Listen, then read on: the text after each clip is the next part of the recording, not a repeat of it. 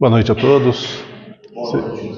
Sejam bem-vindos. Que seja essa noite mais uma noite bem proveitosa para todos nós e que as lições que nós levarmos daqui, elas possam se constituir num manancial de entendimentos novos, de visões diversas daquelas que nós temos no cotidiano, que venha complementar a nossa sabedoria, a nossa inteligência, nosso conhecimento. Sobretudo, que venha dulcificar o nosso coração e fazer com que nós tomemos contato com as maiores lições do Evangelho, do amor, do desprendimento, da caridade e da fraternidade. Nós vamos, por alguns instantes, fechar os nossos olhos e, em prece, fazer a abertura da nossa reunião da noite de hoje. Senhor, nosso Pai, de amor e de bondade, derramai sobre cada um de nós as suas bênçãos, a sua luz e a sua paz. Que a serenidade vossa possa estar presente em nossos atos, em nossos pensamentos, todos os dias de nossa vida. Que hoje sejamos melhores do que ontem, que amanhã possamos ser melhores do que hoje, que possamos evoluir, aprender a ouvir, aprender a falar, aprender a comportar-se perante a vida. Que nos tornemos cada vez mais irmãos, dedicados ao bem, amorosos para com o próximo, respeitosos para com a vida. Que hoje e sempre o seu amor esteja presente dentro do nosso coração. Não percas a tua fé entre as sombras do mundo, mesmo que seus pés estejam sangrando. Segue para a frente, erguendo-a por luz celeste acima de ti mesmo. Crê e trabalha, esforça-te no bem, espera com paciência. Tudo passa, tudo se renova na terra, mas o que vem do céu permanecerá. De todos os infelizes, os mais desditosos são aqueles que perderam a confiança em Deus e em si mesmos. Pois o maior infortúnio é sofrer a privação da fé e prosseguir vivendo. Eleva, pois, o teu olhar e caminha. Luta e serve. Aprende e adianta-te. Brilha a alvorada além da noite. Hoje é possível que a tempestade te amarfanhe o coração, tormentando-te os ideais, aguilhoando-te com a aflição ou ameaçando-te com a morte. Não te esqueças, porém, de que amanhã será um outro dia. Que assim seja.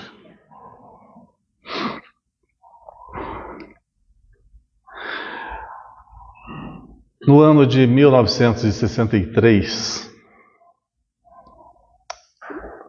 Chico Xavier psicografou um livro ditado pelo espírito André Luiz, chamado Sexo e Destino. É uma história que narra acontecimentos na família de pessoas normais, iguais a nós. Dramas que se desenvolveram ali a partir da escolha e das opções de cada um dos elementos formadores das famílias. Neste romance, é muito bem descrito como que cada um está despreparado no campo sentimental. Como que se confundem os sentimentos de posse, de poder, de escravização, de estar sempre levando vantagem uns para com os outros. E como o amor, ele é depreciado pelas escolhas individuais de cada um dos personagens ali presentes. Sexo e Destino se reporta basicamente às escolhas individuais de cada um. Todos, indistintamente, têm os seus sonhos, suas aspirações, suas paixões, seus amores, seus afetos, seus irmãos, seus pais. Existe uma vasta gama de sentimentos que são divididos com os mais diversos grupos de pessoas. E nesse interim, o que nós vamos ver, o que acontece no livro, na história, que podemos trazer para a nossa vida pessoal é justamente esses desregramentos de comportamento que adotamos pensando estar vivenciando uma história de amor, quando na realidade não basta de mero capricho. Quando nós estamos no auge das forças físicas, das nossas forças vitais, muitas vezes elas superam a nossa razão e vivemos instintivamente escravos das nossas preferências, dos nossos sonhos infantis, passando por cima, muitas vezes, do livre-arbítrio das pessoas que estão à nossa volta, das suas escolhas, das suas preferências. E isso pode causar um grave problema futuro. Como descrito assim minuciosamente no livro, a partir de paixões que não são represadas, os atos provocados a partir desse comportamento fazem toda a diferença na vida de cada um. Então, nós vamos citar como exemplo o comportamento de um dos personagens, pai de família, casado, com uma esposa nos seus 40 e poucos anos de idade, uma filha ali pelos seus 18, 19, 20 anos, a que dá a entender, e uma filha adotiva. Nesse interim, cultiva a partir de uma obsessão, de um espírito obsessor também que está presente na história, uma paixão desenfreada pela filha adotiva. E sugestionado pelo espírito obsessor a tê-la a todo custo. Por fim, depois de longa trama, consegue executar os seus intentos mais terríveis. E nessa história, começa tudo a mudar. Quando, a partir desse desfecho cruel, ele vem a saber que aquela menina adotiva, na realidade, era sua filha biológica. E aí todo o drama se estende. Tudo modifica-se. Teve todas as oportunidades de controlar-se, de realmente nutrir por essa menina um amor filial que ele tinha, realmente tinha, mas confundiu tudo, numa paixão desarrazoada. E ao saber que aquela menina, após a consumação, era a sua filha biológica, sério dilema passou a percorrer-lhe o cérebro, a razão, os sentidos. E aí as mudanças começaram a acontecer. E nesse instante da história, um dos protetores espirituais, acercando-se do ocorrido, faz uma sentida prece em benefício daquele drama que estava se descortinando. E na prece tem uma frase muito interessante, muitíssimo interessante, que diz assim, talvez seja o auge do livro, do cerne de toda aquela história, que diz assim: Senhor, quem faz essa prece é o protetor espiritual daquele grupo de pessoas.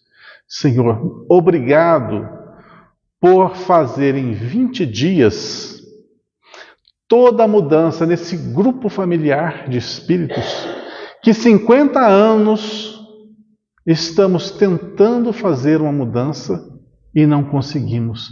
E a partir de um desastre dessa monta, tudo se modificou. E a gente associa isso à nossa vida. De uma hora para outra vem um obstáculo, vem algo em desacordo com nossos sonhos, com os nossos objetivos, e a gente se revolta, a gente não entende, a gente não compreende o que está a acontecer. Mas, na realidade, este ponto é crucial para a mudança do nosso comportamento, para a mudança da nossa vida. A partir do momento em que ele descobre ser realmente o pai verdadeiro daquela menina, aí começam os dramas mais acerbos. Ela, a menina, a filha, sabendo de tudo que acontecera, que teve uma relação com seu próprio pai, sem o consenso dela, sem ela saber, isso está todo descrito na trama do livro, ela entra em completo desespero e tenta aniquilar a sua própria vida. Não consegue esse intento, mas por todo o drama vivido, ainda naquela noite fatídica, ela é atropelada e vai para o hospital e fica 20 dias no hospital. Esses 20 dias é justamente o tempo em que todos os personagens se modificam, se transformam. Então, às vezes é necessário o caos na nossa vida para que mudemos os nossos comportamentos, a nossa maneira de ser, que a gente consegue refrear os nossos instintos mais aviltantes, mais primitivos, a partir de uma dor muito grande.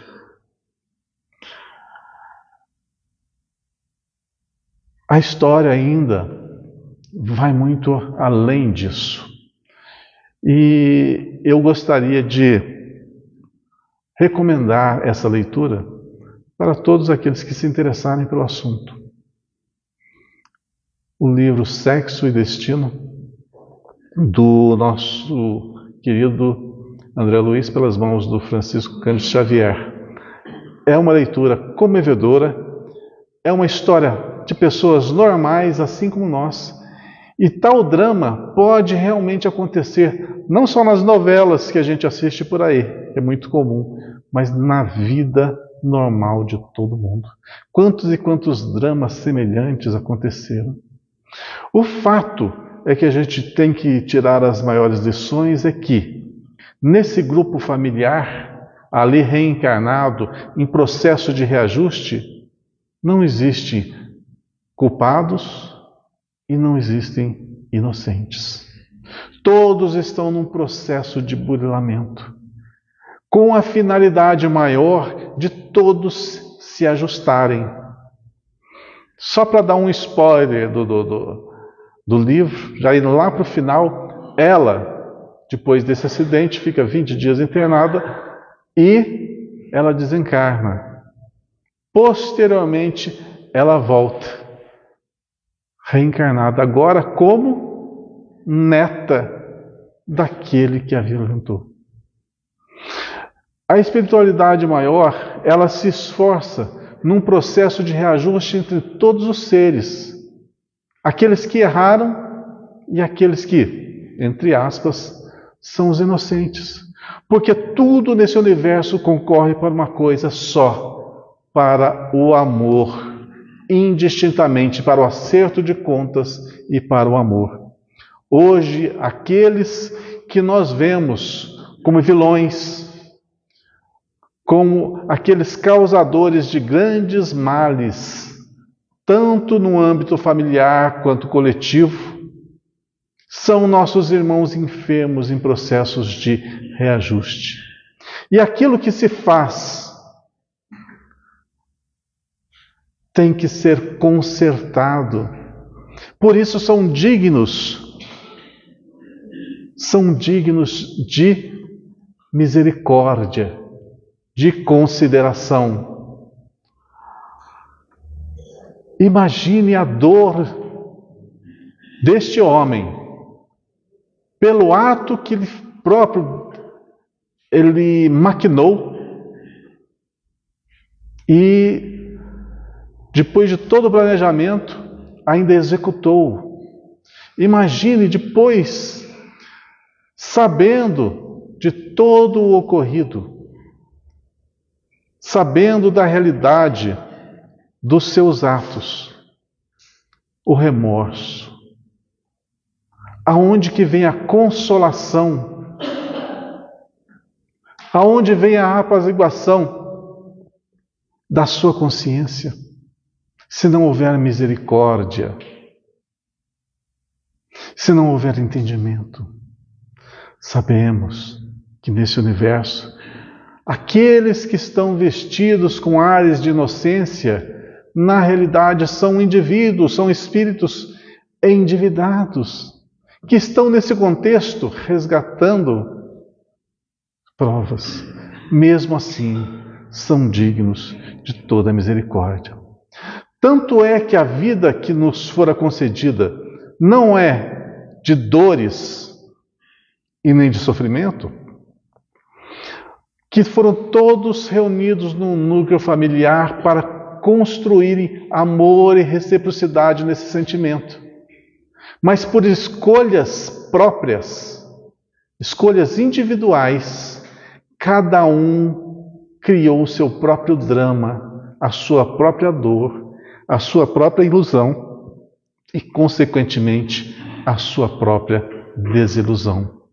Quantos se adoeceram no sentimento porque não o dignificaram e foram escravos de suas paixões. Procurar o alívio consciencial no suicídio denota o quê? O tamanho desespero pelos atos, pelas consequências de todo o drama que estava sendo discorrido. Mas não é tão mais fácil se perdoar? Não é muito mais fácil aceitar as escolhas de cada um? Nessa história, tinha a filha adotiva e a filha natural do casamento. E ambas se apaixonaram pelo mesmo homem. E começa-se também um drama entre elas. Uma quis roubar o namorado da outra. É uma coisa tão comum nos nossos dias atuais, desde que o mundo é mundo, me conheço por gente, desde a época de colégio a gente sabe dessas coisinhas que acontecem no mundo atual. Muitos compreendem e isso passa, mas outros guardam no íntimo a revolta, a raiva, o sentimento de vingança. Sabemos, todo mundo sabe, nesse mundo ninguém é de ninguém, mas queremos ter a posse do sentimento alheio. Nem sempre nutrimos, o que nós nutrimos é amor. É assim a consecução daqueles objetivos que nós traçamos. Que amor está longe de ser o que estava ali vivenciado por esses personagens. Estavam em conjunto, aprendendo a se respeitar, aprendendo a se amar. Tiveram as primeiras noções do Evangelho ali, após esse drama. E aí tudo começaram a mudar. O equilíbrio começou a surgir a partir daí, a partir do caos. Infelizmente, ainda o caos é necessário na nossa vida, mas até quando? Até quando vamos ter que usar do despertar da dor para mudar as nossas concepções, o nosso pensamento, os nossos objetivos, os nossos sonhos? Para que esperar a dor? Se nós temos hoje um norte para a nossa vida, que é o Evangelho, que nos aponta o quê? Se alguém pede que andemos com ele 1000 metros, que andemos 2000. Se alguém pede a nossa capa, cede-lhe também a nossa túnica. Ou seja, se alguém quer algo que é nosso, dê o que ele necessita e muito mais. Mas por que travar uma rusga? Porque por simples egoísmo, pela simples imposição da sua vontade, que muitas vezes é doentia. Gente, há 2000 anos veio alguém a esse mundo para ensinar-nos como amar. Se nós nos dedicarmos a compreender, a estudar um pouquinho do Cristo, do Evangelho, a gente vai ter real noção do que é amor, do que é a dedicação pelo próximo, o que é o próximo, o que é o irmão, o que é a paz, o que é a serenidade, o que é a força, o que é a certeza, o que é o trabalho. Mas a gente ainda quer atalhos na nossa vida, atalhos para a felicidade que não vai chegar. E aí nós criamos caminhos de espinhos que depois, descalços, nós vamos ter que percorrer a nos ferir intensamente até na alma. Por que isso? Já é hora de despertar para os nossos sentimentos, para a nossa realidade de espírito. Somos muito mais que isso. Somos muito mais do que hormônios. Somos muito mais do que sonhos infantis. Somos muito mais do que seres egoístas. Somos seres de luz que precisam acender essa luz a partir das suas escolhas de ser feliz, de ser terno, de ser amável, de ser gentil, de ser ativo no bem. É escolha nossa.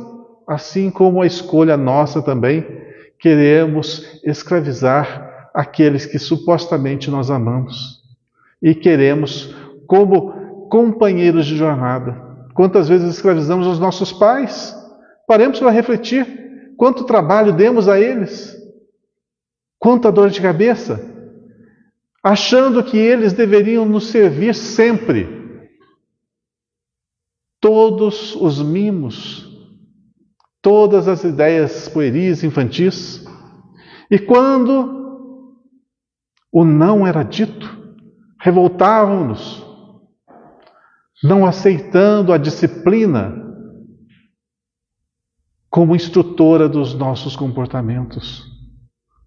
Quantas vezes nos revoltamos porque somos simplesmente mimados ou ainda fascinados pelo prazer pueril, fácil, e que não satisfaz nunca o ser humano.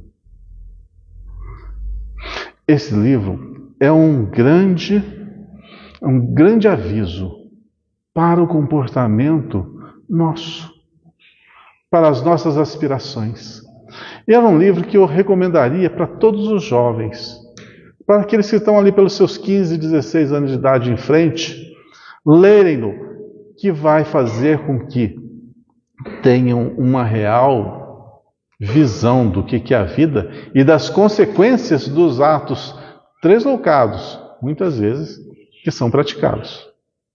A gente sabe hoje em dia quantos desvarios se faz a partir do momento que os jovens vão para as faculdades, onde estão face a face com uma liberdade que tanto aspiraram e que não sabem utilizar. Quantas e quantas coisas erradas são cometidas ali, e a partir dali se compromete, às vezes, até o restante da sua vida, tudo que fizeram. Tudo nesse universo tem consequência e tudo tem uma razão de ser. E, lembrando só um detalhe, há uma lei perfeita que nos rege. Então, aqueles que estão à nossa volta, que se constituem nossos familiares, ou se constituem os nossos amigos, ou se constituem os nossos parceiros, são atraídos pelo nosso magnetismo natural. Então, uma vez reencarnados, nós nos encontramos naturalmente aqui, através dos elos, dos laços que nos unem uns aos outros. E com toda certeza, com cada um destes, nós temos um drama, um acerto de contas ou uma aresta a ser polida. Quando nos encontrarmos com qualquer ser humano, seja do nosso âmbito familiar ou não, saibamos respeitar e cultivar em cada um, além, logicamente, de todo o respeito que eles devem, a complacência de um irmão, o entendimento de um pai e a pureza de sentimentos de Jesus. Que guie nossos passos, que não sejamos levados pelos instintos primitivos que fazem com que nós tanto nos endividemos como o ocorrido nessa história tão bem delineada. Que nós possamos fazer escolhas que realmente construam um universo bem estável, de amor, de harmonia, de paz. Uma construção tão almejada, tão sonhada por cada um de nós, de felicidade futura, mas que não pode ser alicerçada em prazeres, em força, em imposição. Sabemos que todas essas energias dominam o nosso corpo físico. E estamos realmente num plano de provas. E essa é uma prova que nós temos que cumprir. Nós temos que passar por essa prova, todos nós. O próprio Francisco de Assis, se não me engano, Paulo de Tarso também falava a mesma coisa. Eu tenho um espinho na carne. Esse espinho justamente é as atrações sexuais, que nos unem uns aos outros. Até tem uma passagem muito interessante, eu acho bem radical, vou só falar rapidinho para vocês, que está no livro Francisco de Assis. Ele, acampado lá com os demais companheiros, como todo ser humano, tinha os seus momentos em que os hormônios fervilhavam. E nesses momentos de loucura, entre aspas, o que Francisco de Assis fez? Despiu-se, procurou um belo de um espinheiro e jogou-se em cima dele. É bem radical a atitude dele, mas a dor foi tanta que tudo aquilo que eu estava sentindo passou no instantinho. Achei meio radical, para falar a verdade para vocês, mas funcionou. Aliás, Francisco de Assis tem umas historinhas meio estranhas, mas no seu comportamento, mas faz todo sentido, porque todos nós, faz parte de um plano de provas e expiações. Temos essa prova na nossa própria carne e precisamos saber lidar com toda essa energia, toda essa potência, uns para com os outros. E se toda essa energia nós soubermos canalizar para o bem, nós vamos ser muito bem-sucedidos na nossa encarnação. Mas se utilizarmos de forma errônea, vamos nos comprometer grandemente, enormemente na nossa existência. E como é fácil de você perder aí décadas da sua vida a partir de alguns instantes de irreflexão. Esse livro é inspirador para cada um de nós, para ver tudo o que acontece. E que mesmo nesse desenrolar, mesmo nas escolhas mais tristes, a gente vai notar que o alto respeita as nossas decisões e nunca nos abandona. E faz de todo o mal que nós mesmos geramos um bem. No final das contas, todos conseguem se reajustar lá no final do livro.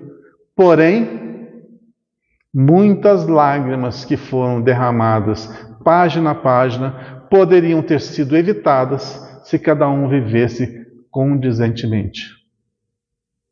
Assim é a nossa vida. Que também façamos as boas escolhas, para que não reguemos de lágrimas o nosso caminho. E sim, nós possamos cultivar flores através dos nossos sorrisos, das nossas boas escolhas, das nossas boas ações, para que, neste caminho florido, outros possam percorrer em paz e com muito amor. Que Deus nos abençoe, que Deus nos ilumine, nos ampare e nos fortaleça. E que essas pequenas palavras, dessa pequena sinopse, possam ser inspiradoras para cada um de nós, para que, no futuro, evitemos as lágrimas do sofrimento e angariemos os sorrisos da felicidade. Que assim seja.